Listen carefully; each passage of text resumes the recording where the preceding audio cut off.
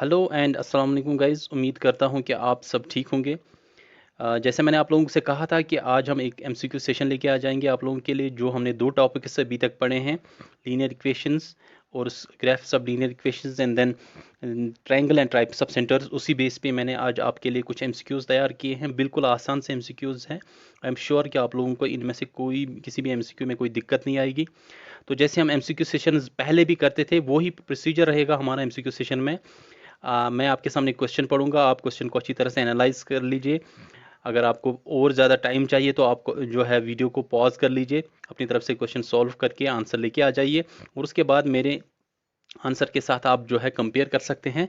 At the end of the MCQ session आपने comment section में mention करना है कि आपका कितना स्कोर रहा, ताकि मुझे भी पता चले कि आपको चीज़ें समझ आ रही है कि नहीं। ठीक है, चलिए पहला क्वेश्चन हम स्टार्ट करते हैं। पहला क्वेश्चन है आपके स्क्रीन पे। Any point on the x axis is of the form. कोई भी पॉइंट जो एक्स एक्सीज पे रहता है वो किस फॉर्म में रहता है? Option A is x comma y, option B is x comma zero, option C is zero comma y, option D is x comma x. ये है क्वेश्चन आपके स्क्रीन पे। बिल्कुल आसान सा क्वेश्चन है। अगर आप चाहे आप वीडियो को पॉज भी कर सकते हैं, वैसे ज़रूरत नहीं है, बिल्कुल आसान सा क्वेश्चन है। ठीक है, तो तब तक मैं आपको बता दूं कि जो भी पॉइंट एक्स एक्सीज पे रहता है, इसका डायरेक्टली आपको ये चीज़ आपके जहन में चाहिए जानी चाहिए कि उसका वाई कोऑर्डिनेट जो होगा वो बिल्कुल ज़ीरो होगा। ठीक है, अगर आप इन ऑप्शंस में देखेंगे किस वाले पॉइंट का वाई कोऑर्डिनेट ज़ीरो है, तो सिंपली आपके पास ऑप्शन नंबर बी आता है। तो ऑप्शन नंबर बी है आपका करेक्ट आंसर। ठीक है, दूसरी तरह से आप ये भी सोच सकते हैं कि एक्स एक्सीज पे उसका अगर कोई पॉइंट है, इसका मतलब उसका एक्स वैल्यू होगा कुछ।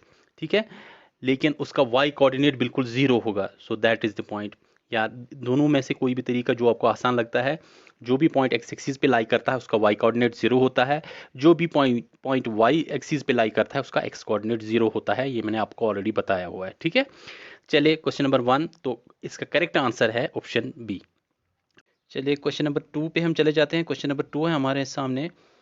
Linear equation is the equation which has, option A is only one variable, option B is only two variables, option C is degree of any one of the variable equals 1, option D is highest degree of the equation is equal to 1।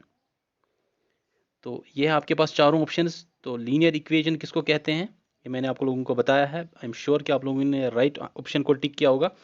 So the correct answer for this is कि linear equation हमारे पास वो equation होता है जिसका highest degree कितना होता है, is equal to 1। Highest degree equation का होता है 1। ठीक है, ऐसा नहीं है कि degree of any of the one variable is 1, नहीं, ये बिल्कुल गलत है। So the correct answer is option D, highest degree of the equation equals to 1। ठीक है, क्वेश्चन नंबर 3 पे चले जाते हैं। क्वेश्चन नंबर 3 है हमारे सामने। An equation with highest degree equals to 4 is called. मैंने आपको टाइप्स ऑफ इक्वेशंस बताए, जहां मैंने आपको लीनियर इक्वेशन बाइनरी वगैरह इक्वेशंस का जो है एग्जांपल्स भी बताएं। तो वही मैंने आपको बताया कि अगर आपके पास इक्वेशन होगा और उसका हाईएस्ट डिग्री 4 होगा, उसे क्या कहते हैं? Option A is cubic equation, option B is quadratic equation, option C is quadratic equation, option D is biquadratic equation. ठीक है, तो ये है आपके सामने चारों ऑप्शंस। क्या कहते हैं ऐसी इक्वेशन को जिसका हाईएस्ट डिग्री 4 होगा? ठीक है, ऐसी इक्वेशन को हम क्या कहते हैं? आई एम श्योर आपने आंसर किया होगा। So the equation is not called the cubic equation, it's also not called the quadratic equation. Cubic हम उसको कहते हैं जिसका हाईएस्ट डिग्री 3 होगा, क्वाड्रेटिक उसको कहते हैं जिसका हाईएस्ट डिग्री 1 होगा, और जिसका हाईएस्ट डिग्री 2 होगा, जिसका हाईएस्ट डिग्री 1 होगा उसको हम लीनियर कहते हैं। क्वाड्रिक हम किसी टाइप की इक्वेशन को नहीं कहते हैं। इसका एग्जैक्ट नेम जो है वो है बाई क्वाड्रेटिक इक्वेशन। जिस इक्वेशन का हाईएस्ट डिग्री 4 होगा उसको हम बाई क्वाड्रेटिक इक्वेशन कहते हैं। ठीक है, so the option D is correct answer. इसके बाद चले जाते हैं हम क्वेश्चन नंबर 4 पे। क्वेश्चन नंबर 4 है हमारे पास। इन 2 डायमेंशनल रिप्रेजेंटेशन, जब हम 2 डायमेंशनल में रिप्रेजेंटेशन करते हैं डेटा की, y coordinate is also called as, y coordinate का दूसरा भी नाम है, उस वो नाम क्या है? Option A is abscissa, option B is coordinate, option C is ordinate, option D is none of the above. तो क्या कहते हैं वाई कोऑर्डिनेट का दूसरा नाम क्या है? वाई कोऑर्डिनेट को हम दूसरी ज़बान में क्या कहते हैं, या टेक्निकली हम उसको क्या कहते हैं? आप लोगों को पता होगा कि एक्स एक्सिस को हम दूसरे नाम से भी पुकारते हैं, वो है एब्सिसा, और वाई कोऑर्डिनेट को हम दूसरे नाम से भी पुकारते हैं, वो है ऑर्डिनेट। क्लियर? चलिए क्वेश्चन नंबर 5 पे चले जाते हैं। क्वेश्चन नंबर 5 हमारे पास, the graph of x equal to 5 is a line. हमारे पास x इक्वल टू 5 एक इक्वेशन है, इसका ग्राफ कैसा होगा? वो ये जाहिर सी बात है, x इक्वल टू 5 यानी कि यहाँ highest power x equal to 5 जो है, यहाँ हाईएस्ट पावर जो है वो 1 है, तो इसको हम लीनियर इक्वेशन कहेंगे। तो लीनियर इक्वेशन है ये। तो इस लीनियर इक्वेशन का ग्राफ कैसा होगा? Option A is parallel to the y axis at the distance of 5 from origin. Option B is makes an intercept of 5 at the x axis. Option C is parallel to the x-axis at a distance of y from origin. Option D is makes an intercept of 5 on the y-axis. इसका graph कैसा होगा? तो मैंने आप लोगों को इसके examples भी दिखाए थे, ठीक है, कुछ एग्जाम्पल्स भी मैंने बताया था आपको। तो आई एम श्योर आपने राइट आंसर चूज़ किया होगा। अगर आपको लगता है कि आपको थोड़ा सा टाइम चाहिए, कुछ सेकंड्स चाहिए, तो आप वीडियो को पॉज भी कर सकते हैं। तब तक मैं आपको बता दूं कि ये जो हमारे पास x इक्वल टू 5 है, इसका मतलब है हमारे पास इस तरह से जो है, इसका x का वैल्यू 5 है, ठीक है, लेकिन y का वैल्यू आप कुछ भी डाल सकते हैं। और मैंने आपको कहा भी था कि ऐसी इक्वेशन जिसमें खाली x कोऑर्डिनेट होगा वो हमेशा पैरेलल होती है y एक्सिस के। क्या होते हैं? पैरेलल होती है y एक्सिस के। और कितनी दूरी पे पैरेलल होता है? वो होता है कि x का वैल्यू कितना है। x का वैल्यू 5 है, इसलिए 5 की दूरी पे y एक्सिस के पैरेलल में एक लाइन होगी जो इस लाइन की को रिप्रेजेंट करती है, ठीक है। तो 2 डायमेंशनल रिप्रेजेंटेशन में हमारे पास अगर आपको x इक्वल टू 5 रिप्रेजेंट करना होगा तो वहां पे हमारे पास y एक्सिस में एक लाइन होगी जो एट द डिस्टेंस ऑफ 5 होगी फ्रॉम ओरिजिन, ठीक है। So the option A is the correct answer, ठीक है। एक्स कोऑर्डिनेट है इस इक्वेशन में, इसका मतलब है पैरेलल टू वाई हमारे पास एक लाइन होगी। अगर वाई कोऑर्डिनेट होता इक्वेशन में तो हम डायरेक्टली कह सकते थे कि एक्स एक्सिस के पैरेलल में एक लाइन होती, ठीक है। ये मैंने आपको ऑलरेडी बताया है, आप अपने नोट्स को चेक कर लीजिए अगर आपने रिवाइज नहीं किया है। इसीलिए मैं आप लोगों को कहता था कि जो भी मैं चीज़ें पढ़ा रहा हूँ, मैं कोशिश करता हूँ खाली इंपॉर्टेंट चीज़ें ही आपको बता दूँ, ताकि वो चीज़ें जो आप लोगों को ज़रूरत लग सकती हैं। प्लीज़ जो भी चीज़ें मैं आपको बता रहा हूँ, अगर आप अपने नोट्स बना रहे हैं तो वेल एंड गुड, अगर नहीं बना रहे हैं, मेरे ही नोट्स को फॉलो कर रहे हैं, कंपाइल कर रहे हैं, तो कोई बात नहीं है, लेकिन उसको रिविजन कर लीजिए साथ साथ में। और क्वेश्चन नंबर 6 है हमारे सामने, पॉइंट 2 कामा वाई, हमारे पास एक पॉइंट है, lies on the graph of the equation. हमारे पास एक इक्वेशन है 2y इक्वल टू के एक्स प्लस 3, हमारे पास एक इक्वेशन है। आपसे कहा जाता है एक पॉइंट है हमारे पास 2 1, एक पॉइंट है, तो ये पॉइंट इसी ग्राफ पे लाई करता है। आपने बताना है यहाँ के का वैल्यू क्या है, ठीक है। के का वैल्यू आपने कैलकुलेट करके देना है। ऑप्शन आपके सामने दिए गए हैं। Option A is 1/2, option B is -3/2, option C is 2, option D is -1/2। तो ये आपके पास ऑप्शन दिए गए हैं। बिल्कुल आसान सा क्वेश्चन है, आप वीडियो को पॉज करके इसको 30 सेकंड्स में कर सकते हैं, बिल्कुल आसान है। तब तक मैं आपको बता दूं, यहाँ पे आपके पास पॉइंट के कोऑर्डिनेट्स दिए गए हैं, तो बिल्कुल आसान हो जाता है। फिर इसके बाद आपको क्या करना है, इसी इक्वेशन में डायरेक्टली यहाँ पे वैल्यूज पुट करने हैं। अगर आप देखेंगे हमारे पास है इक्वेशन 2y इक्वल टू के एक्स प्लस 3, तो यहाँ पे डायरेक्टली आप वैल्यूज पुट कर दीजिए। तो y का वैल्यू हमारे पास क्या है यहाँ पे इस कोऑर्डिनेट में, तो y का वैल्यू 1 है, तो 2 × 1 हो गया यहाँ पे, equal to k × x, x का वैल्यू क्या है इस कोऑर्डिनेट में, तो 2 है इसका वैल्यू, ठीक है, प्लस 3। तो ये आपके पास कितना बनता है, 2 इक्वल टू k प्लस 3, ठीक है। अगर आप 3 को इस साइड में करेंगे तो ये आपके पास कितना हो जाएगा, इस साइड में 3 को करेंगे तो यहाँ पे -3 बन जाएगा इस साइड में, तो 2 - 3 इक्वल टू -1, ठीक है। तो -1 आपके पास इस साइड में आ जाता है वैल्यू, ठीक है। और इस साइड में आपके पास क्या है, 2k है, तो k को इसी साइड में रखेंगे, 2 को इस साइड में हम करेंगे ट्रांसफर। यहाँ 2 मल्टीपल है, यहाँ क्या हो जाएगा, डिवाइड हो जाएगा, तो ये -1/2 बन जाएगा आपके पास आंसर k का वैल्यू। तो आपके पास यहाँ पे ऑप्शन जो दिए गए हैं, इसमें आप देखें कि -1/2 हमारे पास ऑप्शन डी है। So option D is the correct answer. बिल्कुल सिंपल सा मैथमेटिक्स है, सिंपल सा अर्थमेटिक है, प्लस माइनस करना है, कुछ ज़्यादा इसमें जो है पंगा नहीं है, बिल्कुल आसान से क्वेश्चन हैं। क्वेश्चन नंबर 7 पे चले जाते हैं हम। क्वेश्चन नंबर 7 है हमारे पास, linear equation in 2 variables of the form ax + by plus C है, यहाँ पे यहाँ इक्वल टू सी नहीं है, प्लस सी इक्वल टू 0 है। ठीक है, मैंने आपको बताया था, इसी स्टैंडर्ड फॉर्म भी बताई थी मैंने आपको, A X plus B Y plus C equal to 0 है हमारे पास इक्वेशन। इसको करेक्ट कर लीजिएगा, यहाँ पे ये टाइपिंग एरर है। तो ये हमारे पास स्टैंडर्ड इक्वेशन होता है लीनियर इक्वेशन इन 2 वेरिएबल्स में। ठीक है, क्योंकि यहाँ पे एक्स वेरिएबल भी है, यहाँ पे वाई वेरिएबल है। आपसे कहा जाता है यहाँ पे आप बता दीजिए क्या यहाँ a का वैल्यू 0 हो सकता है, c का वैल्यू 0 हो सकता है 2 वेरिएबल्स में? क्या यहाँ पे a का वैल्यू a नॉन जीरो हो सकता है और b का वैल्यू 0 हो सकता है? Option C is a equal to 0, b is not equal to 0, option D is a is not equal to 0, b is not equal to 0।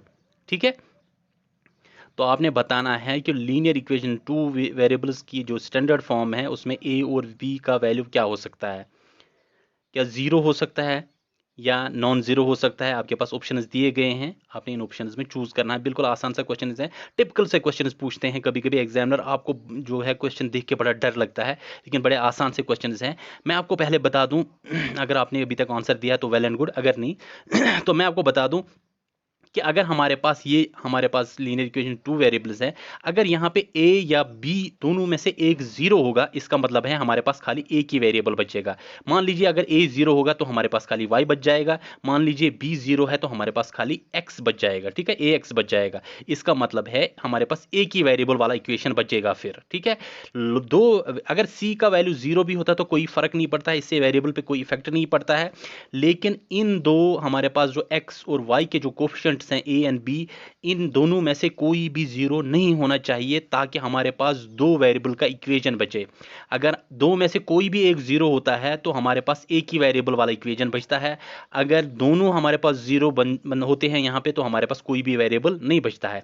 इसलिए लीनियर इक्वेशन 2 वेरिएबल्स के लिए मैंडेटरी है a और b दोनों जो है ये नॉन जीरो होने चाहिए। वही ऑप्शन मैंने यहाँ पे बताए हैं। सो द करेक्ट ऑप्शन आप इसमें देखें, option D is the correct answer.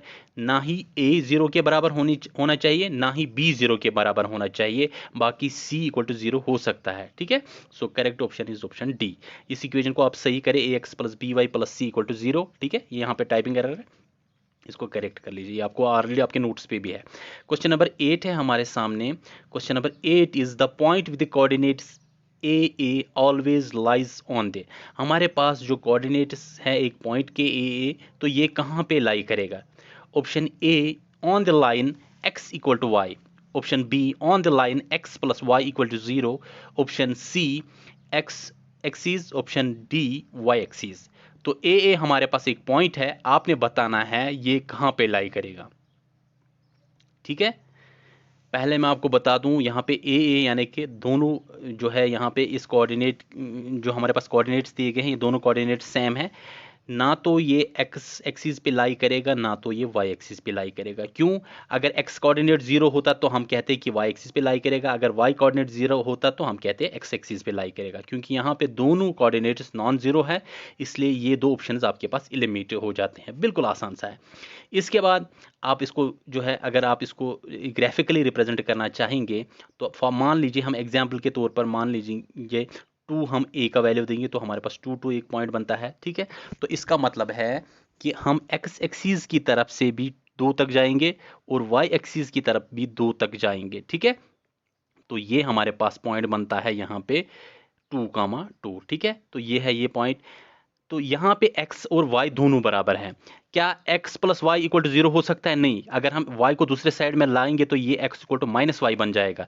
हालांकि हमारे पास दोनों कोऑर्डिनेट्स यहाँ पे सेम है, इसलिए आपका ऑप्शन बी भी एलिमिनेट हो जाता है। तो डायरेक्टली आप कह सकते हैं option A is the correct answer, क्योंकि यहाँ पे x और y कोऑर्डिनेट दोनों बराबर है, इसलिए यहाँ इस लाइन का ग्राफ कौन सा है? On the line x equal to Y. बिल्कुल आसान क्वेश्चन है, मैंने आपको बताया था ये, मुझे नहीं लगता आप लोगों को इसमें कोई दिक्कत होनी चाहिए। Question number 9, the graph of the equation, देख लीजिए यहाँ पे भी टाइपिंग में इस मिस्टेक हो चुकी है। 2x plus 3y equal to 5 हमारे पास इक्वेशन है। ठीक है, आप देख लीजिए, इसको आप जो है अपने नोट्स में मेंशन कर लीजिए। यहाँ इक्वल टू नहीं है, यहाँ पे प्लस है ये। ठीक है, 2x plus 3y equal to 5 है हमारे पास इक्वेशन। आपने बताना है इसका ग्राफ कैसा होगा। Vertical line, straight line, option C is horizontal line, option D is none of the above. ठीक है, तो आपने बताना है ये जो हमारे पास इक्वेशन है इस इक्वेशन का जो ग्राफ होगा वो कौन सा लाइन होगा, क्या वो वर्टिकल लाइन होगा या फिर वो हॉरिजॉन्टल लाइन होगा। अगर हॉरिजॉन्टल नहीं तो फिर क्या स्ट्रेट लाइन होगा, या इनमें से कोई भी लाइन को रिप्रेजेंट नहीं करता है। देखें, सबसे पहले आपने ये देखना होगा कि ये जो इस हमारे पास इक्वेशन है इसका हाईएस्ट जो है डिग्री वो 1 है, ठीक है। तो ये हमारे पास लीनियर इक्वेशन हुआ। जो ही हमें पता चला कि ये लीनियर इक्वेशन होगा तो हमें डायरेक्टली पता चलना चाहिए कि ये स्ट्रेट लाइन ही होगा। अब स्ट्रेट लाइन होगा, अब हमने देखना कहीं वर्टिकल या हॉरिजॉन्टल लाइन तो नहीं है। वर्टिकल ये तब होता जब इसके पास खाली वर्टिकल ये तब होता जब इसके पास खाली एक्स कोऑर्डिनेट होता। क्या होता? X coordinate. मैंने ऊपर भी पहले वाले क्वेश्चन में आपको बताया, सॉरी सेकंड क्वेश्चन में शायद बताया था। तो यहां भी अगर आपके पास खाली एक्स कोऑर्डिनेट होगा तो वर्टिकल लाइन होगी। अगर खाली वाई कोऑर्डिनेट होता तो फिर वाई वेरिएबल होता तो हम कह सकते थे कि ये हॉरिजॉन्टल लाइन है, ठीक है।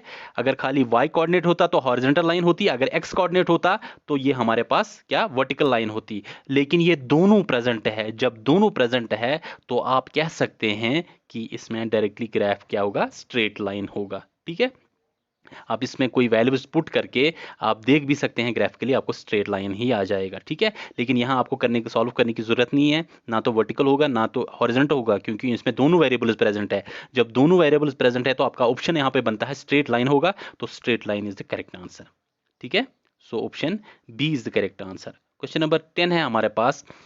The pair of the equation x equal to -3 and y equal to 4 graphically represent lines which are option A intersecting at point 7, 3, option B intersecting at point 4, -3, option C intersecting at point -3, 4, option D equations are different solutions, the equations are different therefore solution not possible, ठीक है। यहाँ पे comma equations are different therefore solution not possible।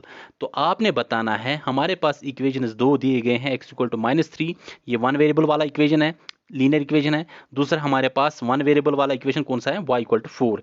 दो हमारे पास दिए गए हैं equations. अगर मैं इसको ड्रा करूं ग्राफिकली तो कैसे ड्रा कर सकता हूं? देखें, x इक्वल टू -3 यानी कि x का वैल्यू -3 है तो इस वाले साइड में आ जाएगा। तो ये क्या हो जाएगा? मैंने आपको बताया कि जब खाली x कोऑर्डिनेट होगा तो आपने देखना x का वैल्यू क्या है, वहां पे एक पैरेलल लाइन आ जाएगी y के मुकाबले में, यानी कि y के पैरेलल में। इसी तरह यहाँ पे y इक्वल टू 4 होगा तो y इसका मतलब है इसका y का वैल्यू 4 है, यहाँ पे ले लेते हैं हम 4 पॉजिटिव साइड में। और x का कोऑर्डिनेट क्या होगा? x का हम कुछ भी ले सकते हैं, इसलिए x का जो है वैल्यू वो इस तरह से जा सकता है, वो माइनस भी ले सकते हैं, वो प्लस भी ले सकते हैं, ठीक है। तो कहाँ पे इंटरसेक्ट करते हैं? यहाँ पे x का क्या वैल्यू था? x का यहाँ पे वैल्यू था -3 और y का वैल्यू क्या यहाँ पे क्या है? y का वैल्यू यहाँ पे 4 है, ठीक है। तो आपके पास कौन से पॉइंट पे ये मीट करता है? So the correct answer is x equal to -3 and y equal to 4। तो इस वाले पॉइंट पे इंटरसेक्ट करता है। 10 क्वेश्चन हो चुके हैं हमारे graphical representation of linear equations के। 10 MCQs हो चुके हैं। आई एम श्योर आपने 10 में से 10 किए होंगे अभी तक। अगर आपने 8 भी किए हैं तो कोई मसला नहीं है, आप दोबारा रिवाइज कर लीजिए चीज़ों को। मुझे नहीं लगता है इसमें से कोई दिक्कत आनी चाहिए। बिल्कुल आसान से क्वेश्चंस हैं, आप क्वेश्चन देख के बिल्कुल ना डरें, बिल्कुल आसान तरीके से इनको क्वेश्चन को सॉल्व करें। मैंने कोशिश करता हूँ कि मैं बिल्कुल ज़ीरो से स्टार्ट करूँ तो आप लोगों को कोई दिक्कत ना हो जाए। कुछ लोगों को ये MCQs बिल्कुल बच्चों वाले MCQs लगेंगे, लेकिन आप देख लीजिए एग्जाम हॉल में आपको जब पेपर मिलता है तो उसमें भी बिल्कुल आसान क्वेश्चन होते हैं, लेकिन बच्चे गलती करके आते हैं, ठीक है। इसलिए मैं चाहता हूं आपका बेस बिल्कुल स्ट्रांग हो जाए, ताकि आप किसी भी तरह का क्वेश्चन फिर कर सकते हैं। आपको कोई भी ट्विस्टेड क्वेश्चन भी हो तो उस ट्विस्टेड क्वेश्चन को भी आप अच्छी तरह से सॉल्व कर सकते हैं।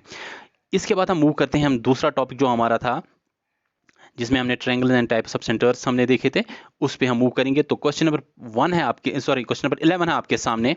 द साइड्स ऑफ ट्रायंगल, हमारे पास साइड्स ऑफ ट्रायंगल दिए गए हैं 5, 7 and 15 respectively. This represent is the triangle of the type. हमारे पास ट्रायंगल के साइड्स दिए गए हैं, आपने बताना है किस तरह का ट्रायंगल है। Option A is equilateral triangle, option B is scalene triangle, option C is isosceles triangle, option D is none of the above. मैंने आपको टाइप्स ऑफ ट्रायंगल्स पढ़ाए तो आपने बताना है ये किस तरह का ट्रायंगल है, ठीक है।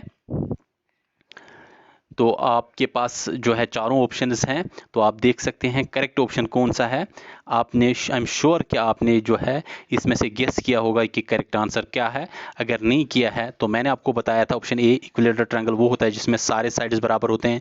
स्केलियन ट्रायंगल वो होता है जिसमें कोई भी साइड बराबर नहीं होता है, आइसोसेलेस ट्रायंगल वो ट्रायंगल होता है जिसमें दो साइड्स बराबर होते हैं और दो एंगल्स भी बराबर होंगे, जाहिर सी बात है। तो लेकिन इसमें से कौन सा ये जो साइड्स है ट्रायंगल बनाएंगे? मैंने आपको ट्रायंगल्स की एक प्रॉपर्टी बताई थी कि हमारे पास कोई भी दो साइड्स का सम जो है वो तीसरे साइड से बड़ा होना चाहिए। लेकिन बहुत सारे बच्चों ने हो सकता है इसमें गलती भी की होगी, लेकिन मैंने आपको प्रॉपर्टी पहले ही पढ़ाई थी। अगर आप 5 + 7 करेंगे तो ये आपके पास कितना बनता है?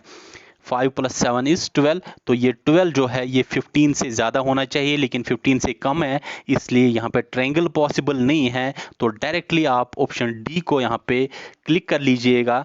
तो अगर option D is correct, none of the above, इसमें ट्रायंगल नहीं फॉर्म होगा। ठीक है, मैंने आपको ट्रायंगल्स के प्रॉपर्टीज बताए थे कि दो साइड्स का जो सम है वो तीसरे साइड से बड़ा होना चाहिए, और दो साइड्स का जो ये सब्ट्रैक्शन होगा वो तीसरे साइड से कम होना चाहिए। ठीक है, ये मैंने ऑलरेडी बताया था आप लोगों को। तो वही प्रॉपर्टी यूज करके आप यहाँ पे किसी भी ट्रायंगल को जो है स्केलियन ट्रायंगल को टिक करके जाएंगे तो बिल्कुल गलत हो जाएगा। ये चीज़ जो है बिल्कुल टिपिकल का क्वेश्चन मैंने डाला है ताकि आप लोगों को ये पता चले कि इस तरह से भी कभी एग्जामिनर क्वेश्चन पूछ सकता है। चलिए, इसके बाद आता है हमारे पास क्वेश्चन नंबर 12। क्वेश्चन नंबर 12 हमारे पास, if triangle A B C is an equilateral triangle, हमारे पास एक इक्विलेटरल ट्रायंगल दिया गया है ए बी सी। तो आपने इसमें एंगल ए आई बी बताना है कितना है। ठीक है, तो हमने एंगल ए आई बी कितना है ये एंगल बताना है आपने किसके बराबर होगा, ये जो एंगल है। ठीक है, ये वाला एंगल आपने बताना है, एंगल ए आई बी किसके बराबर है। तो option A is 70, option B is 120, option C is 60, option D is 110। आपने कैलकुलेट करके बताना है मुझे ये वाला एंगल किसके बराबर होता है। मैं आपकी याद दहानी के लिए बता दूं कि ये इन सर्कल है, तो इन सर्कल के प्रॉपर्टीज़ आप इस्तेमाल कर सकते हैं, मैंने आपको बताया था। तो यहाँ पे आप इसके एंगल को कैलकुलेट कर सकते हैं, एंगल ए आई बी। ठीक है, तो अगर आप लोगों ने ये सॉल्व किया है अभी तक, आप वीडियो को पॉज भी कर सकते हैं, अच्छी तरह से सॉल्व कर सकते हैं। जब तक आप सॉल्व करके आते हैं तब तक मैं भी आपको बता दूं, यहाँ पे ये जो एंगल है हमारे पास एंगल ए आई बी, या एंगल दूसरा जो है यहाँ पे हमारे पास सी आई बी। ठीक है, या ये एंगल अगर हम देखेंगे एंगल सी आई ए। ठीक है, ये तीनों एंगल्स जो है इसके लिए मैंने आपको एक प्रॉपर्टी बताई थी। ये जो इसका ऊपर वाला एंगल है, सॉरी, ये जो एंगल होता है ये होता है इन दो एंगल्स का जो है इन सेंटर की सूरत में। इन सेंटर होता है बाइसेक्टर्स, एंगल बाइसेक्टर्स। ठीक है, का मीटिंग पॉइंट। तो इन सेंटर के सूरत में ये जो एंगल्स होते हैं इसके दो बचे हुए एंगल्स जिसकी बात हो रही है। ठीक है, तो ये जो जहाँ पे एंगल बाइसेक्टर्स पड़ते हैं उन दो एंगल्स का सम को 180 से माइनस करना है। ठीक है, इसके लिए हमारे पास एक सिंपल सी फॉर्मूला है, 180 माइनस एंगल ए, ठीक है, plus angle B divided by 2। तो ये था हमारे पास एक फॉर्मूला, याद अगर आपको होगा तो मैंने आपको बताया था angle A plus angle B divided by 2 को 180 से माइनस करना है, आपको ये एंगल मिल जाएगा। ठीक है, कोई भी एंगल अगर आपने ढूंढना होगा। ठीक, ये प्रॉपर्टी यूज़ करके आप एंगल को निकाल सकते हैं। अगर आप देखेंगे तो यहाँ पे एंगल ए और एंगल बी सर हमें पता नहीं है कैसे कैलकुलेट करें।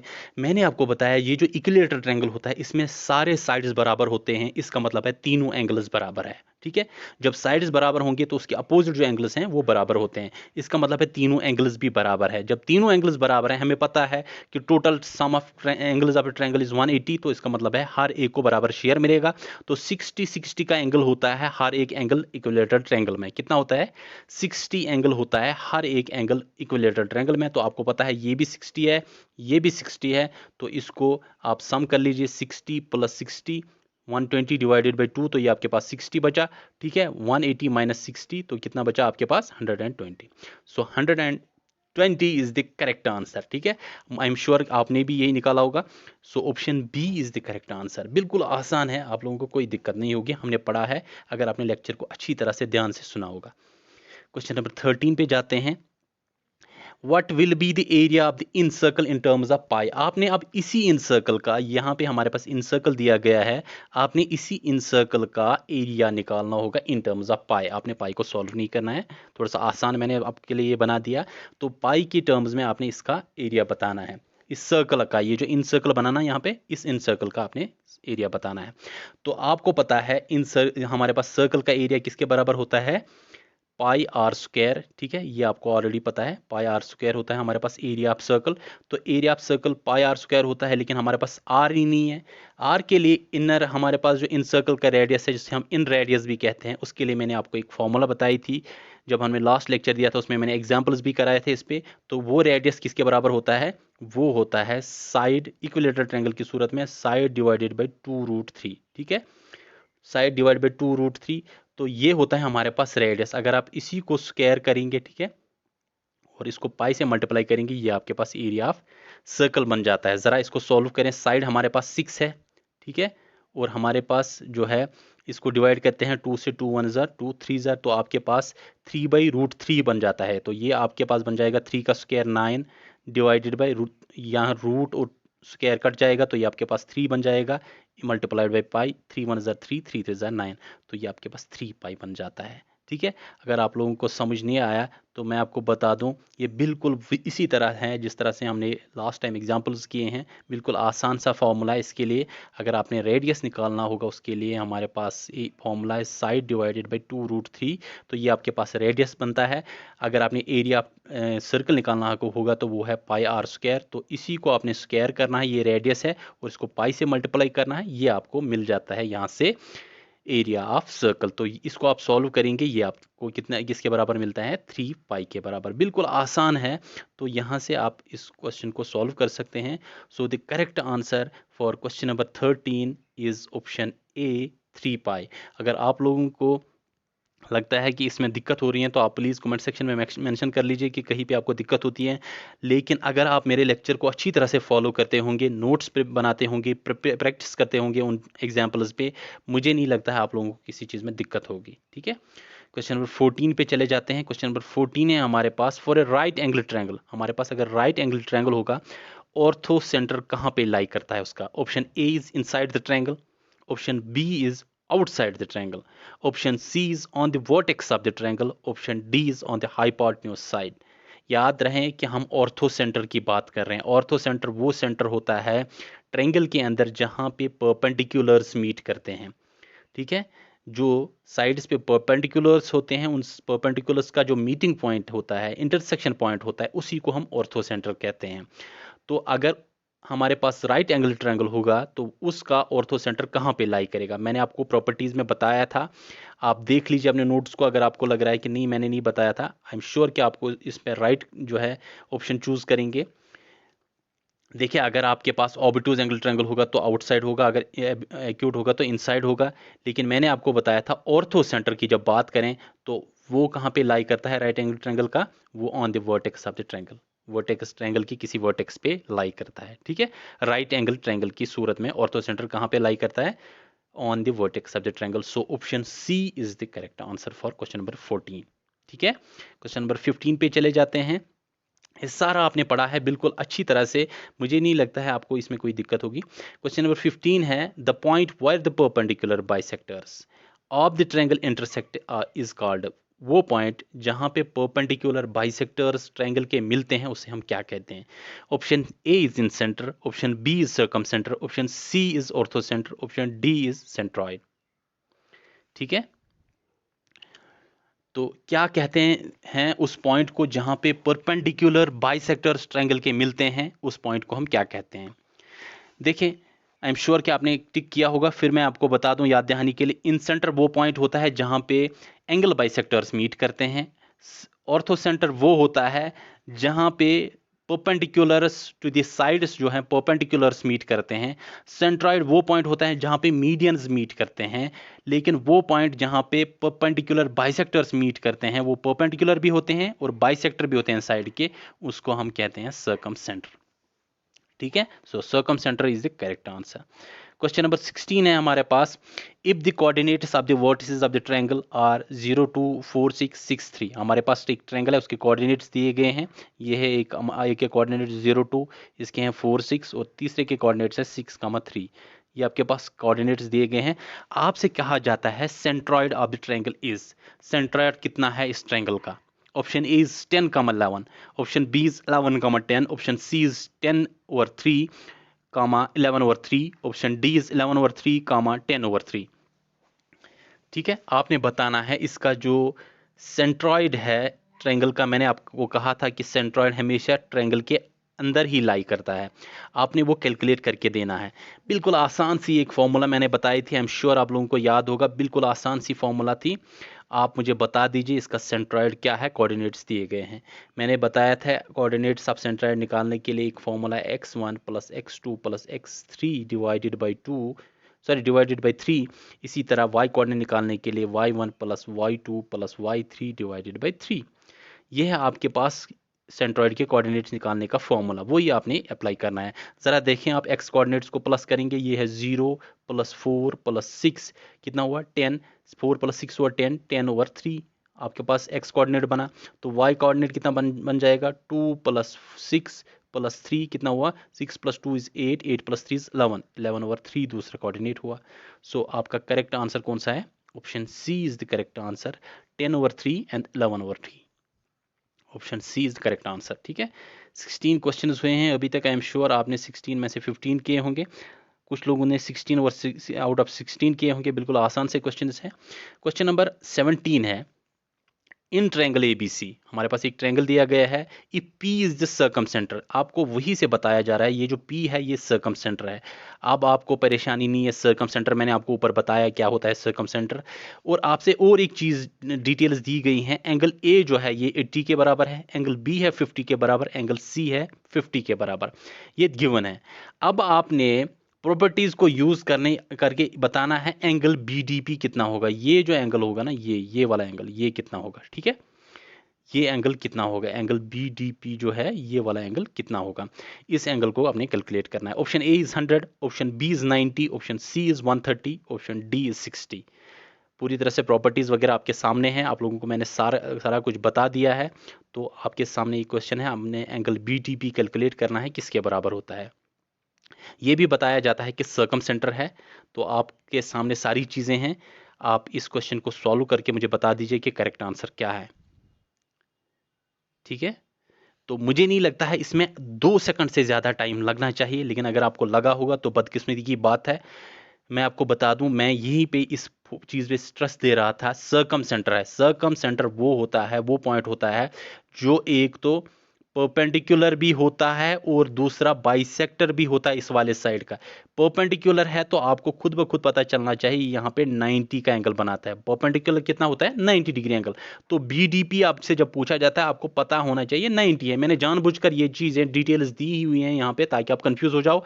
तो यहाँ पे ये एंगल जो है ऑटोमेटिकली 90 बनता है। अगर आपसे ये वाला एंगल पूछा जाए, ये वाला एंगल, ये भी आपके पास 90 है। अगर ये दो एंगल्स पूछे जाए, ये भी 90 है, ये भी 90 है, तो डायरेक्टली यहाँ पे सर्कमसेंटर बात की जा रही है, यहाँ पे सॉल्व करने की जरूरत ही नहीं है। तो angle BDP is equal to 90 degree. अगर आपने गलत किया है ये तो बड़ी बदकिस्मती की बात है, नहीं होना चाहिए था गलत। अगर गलती हो गई है तो इस चीज़ को जहन में रखें, कभी कभी ऐसा टिपिकल क्वेश्चन एग्जामिनर पूछ सकता है।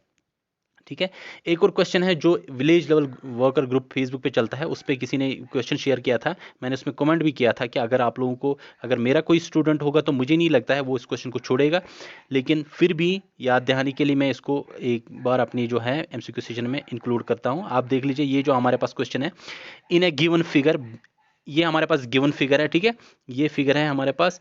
तो इस फिगर में आपने बताना है एंगल ये जो BOC ये डायमीटर है। ठीक है, अगर आप यहाँ पे ये देख लीजिए, ये कौन सा है, ये सर्कमसेंटर है। ठीक है, क्योंकि ये वर्टिसीज को टच करता है, ये सर्कम सर्कल है हमारे पास। ठीक है, तो सर्कम सर्कल है हमारे पास। इसके बाद और चीज़ें दी गई हैं, ये कह रहे हैं यहाँ पे हमारे पास AB AC के बराबर है, ये AB जो है ये AC के बराबर है। ठीक है, तो ये दोनों साइड्स बराबर है, इसका मतलब ये है कि ये हमारे पास आइसोसेलेस ट्रायंगल है। और एक चीज़ डिटेल दी गई है कि ये BOC हमारे पास डायमीटर है। अच्छा, अब आपने कौन सा एंगल बताना है, एंगल ABC, एंगल ABC आपने ये वाला एंगल आपने बताना है। ठीक है, अगर आप देखें मैंने आपको पहले ही कहा था, यहाँ पे ये सर्कम सेंटर बन गया। ठीक है, ये सर्कम सर्कल है और ये इसका सर्कम सेंटर बनाया। मैंने आपको सर्कम सर्कल के जो हमने सर्कम सेंटर पढ़ाया था उसमें मैंने आपको बताया था कि यहाँ पे राइट एंगल ट्रायंगल में हाइपोटेन्यूज साइड पे लाई करता है। अगर आपको याद होगा, राइट एंगल ट्रायंगल में हाइपोटेन्यूज साइड पे लाई करता है, in the middle of the hypotenuse side हमें क्या लाई करता है, सर्कम सेंटर।